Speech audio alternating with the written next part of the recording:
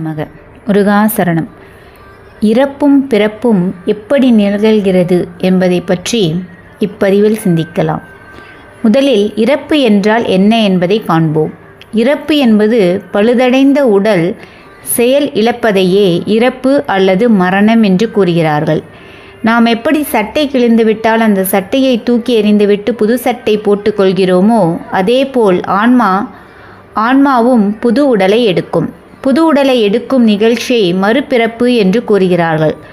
ஆனால் இந்த மறுபிறப்பு என்பது உடனே நிகழ்ந்துவிடாது. ஒரு உடலை ஆன்மா விட்டவுடன் அந்த ஆன்மா அந்த உடலுடன் இருந்தபோது என்னென்ன கர்மங்கள் செய்ததோ அதற்கு தகுந்தாற்போல் அது பாவ புண்ணியத்தை சுமந்து கொண்டு இருக்கும். மேலும் கர்ம வாசனைகளும் சுமந்திருக்கும். கர்ம வாசனை என்றால் நல்ல எண்ணம் இருந்தால் அதுவும் ஆன்மாவுடன் சேர்ந்து செல்லும். கெட்ட எண்ணம் இருந்தால் அதுவும் ஆன்மாவுடன் சேர்ந்து செல்லும்.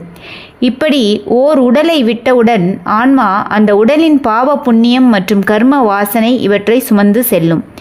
கருட புராண சாஸ்திரப்படி இந்த ஆன்மா யமதூதர்களால் எடுத்து செல்லப்பட்டு செய்த பாவத்துக்கு உண்டான தண்டனைகளை அனுபவிக்க விடுவார்கள்.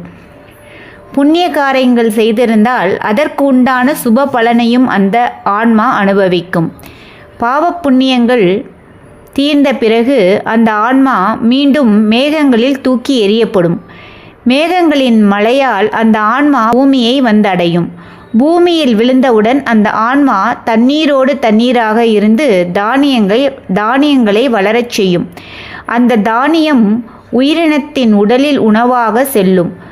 உடலின் உள்ளே உணவாக சென்ற அந்த ஆன்மா உயிர் அணுவாக மாறும்.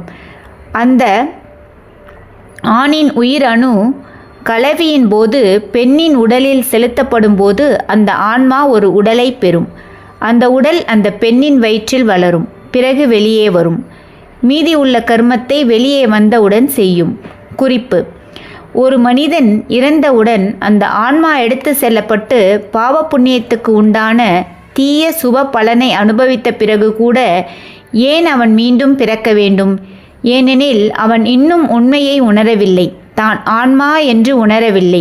மேலும் மேலும் பொன் பொருள் போகம் இவற்றில் விருப்பம் கொண்டு இந்த உலகத்தில் கட்டப்படுகிறான்.